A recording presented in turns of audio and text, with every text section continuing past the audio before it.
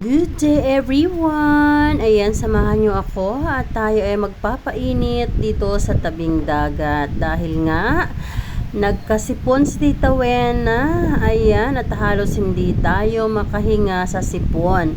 So para maboast ang ating lungs at mabawasan ang ating sipon, hindi na natin kailangan pang mag-nebulizer.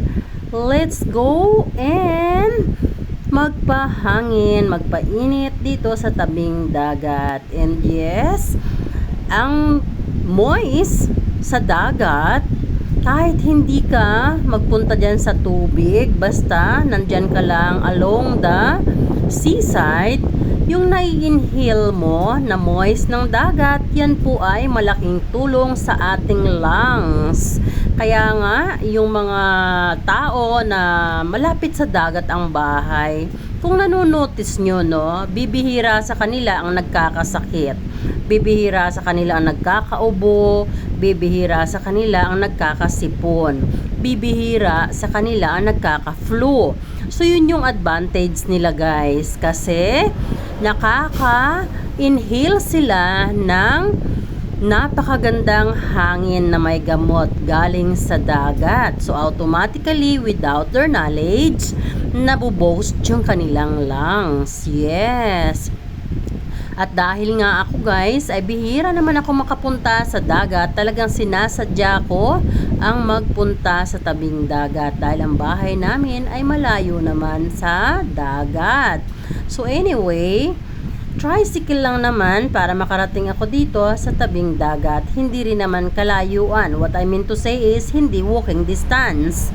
Kaya ito si Tita Wena, kahit tirik na tirik ang araw, ay nagpapaaraw at nagpapahangin dito sa tabing dagat. Kasi nga, ayoko nang masyado ako nakarely sa western medication, no? Pag ako nagkakasakit. Kasi obviously, si Tita Wena hindi na bumabata.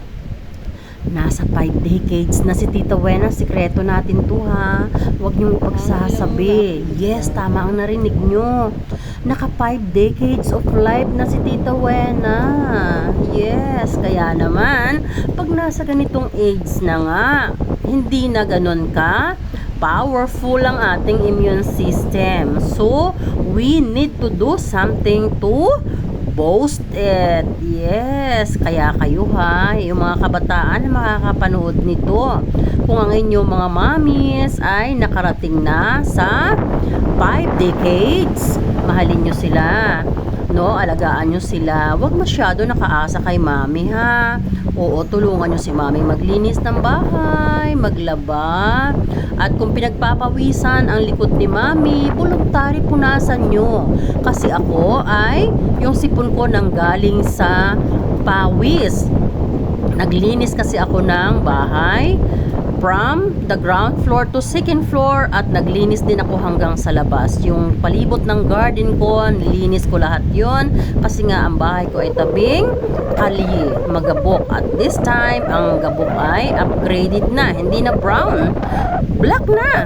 Yes, so si Tita Wena ay napagod at pinagpawisan. So dahil madumi na nga ang kamay ko, kalilinis, hindi ko na mapunas yung pawis ko. And then, I never noticed na natuyo na yung pawis ko sa likod. Then, in the night time, nagsimula na yung sipon ko. Ayan. Then, madaling araw din, naramdaman ko na medyo may sinat ako. So, kaya hindi na muna ako uminom ng gamot. Pero, gumising ako ng maaga at nagpunta nga ako dito sa tabing dagat para magpaaraw at uminhale ng fresh air galing dito sa dagat. It will helps me a lot. I know. Ginawa ko na to dati pa. So, kaya ginagawa ko ulit ngayon. So, ayan. So, sana ay mayroon ako na iahatid sa inyo na kunting matututunan nyo. Ano? So, pwede nyo rin itong i-share sa mga mommies, daddies, brother and sister, auntie and uncles na ang dagat ay masyadong mataas ang benepisyo sa mga may ubo, sipon at flu. Yes, at kung kayo nga ay may mga symptoms na ng flu, let's go ahead and punta lang sa tabing dagat, magpahangin doon, uminhale ng fresh air sa dagat, mag-inhale, exhale habang nakatayo sa tabing dagat, and for sure, your lungs will be boost.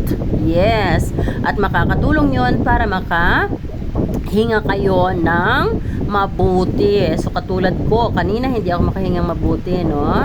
But this time, after 30 minutes na nandito ako sa tabing dagat, yes, praise the Lord, nakakahinga na ako ng mabuti.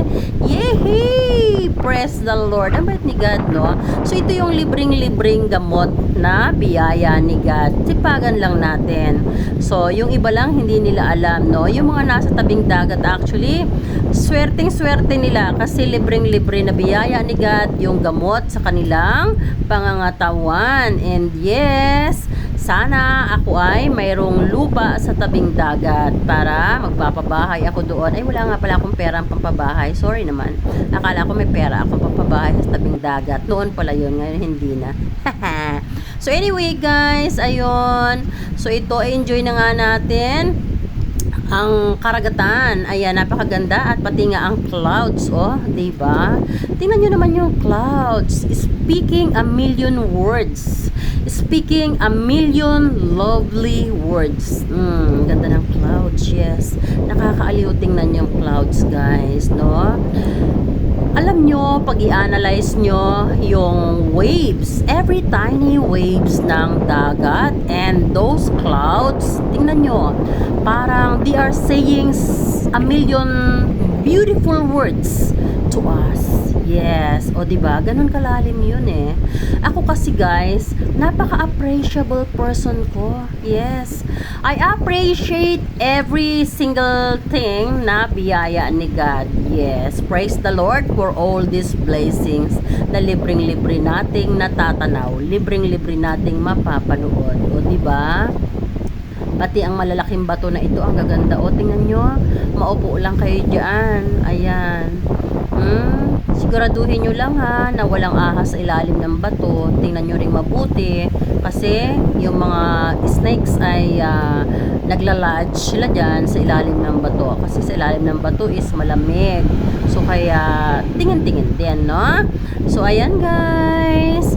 Ayan, patuloy nga na kayo ay pinapasalamatan ko sa every videos na ina-upload ko dito, ay patuloy nyo ako sinusuportahan.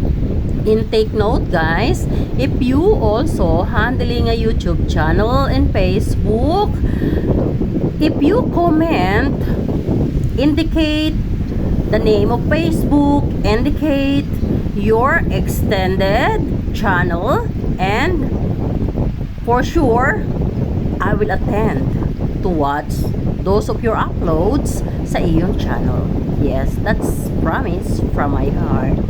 And yes, ayan, continuous lang tayong manood until end of this video. Yes, at siya nga pala ha, sa pagtapos ng inyong panunood ng aking video, don't forget to write down a little bit longer comment for my revenue. And of course, I will do support you too if you guys handling a YouTube channel. And if you guys not handling a YouTube channel, but you are supporting me, I am sending my warm embrace to you and thankful to you so much for being so kind, supporting me, always watching my videos.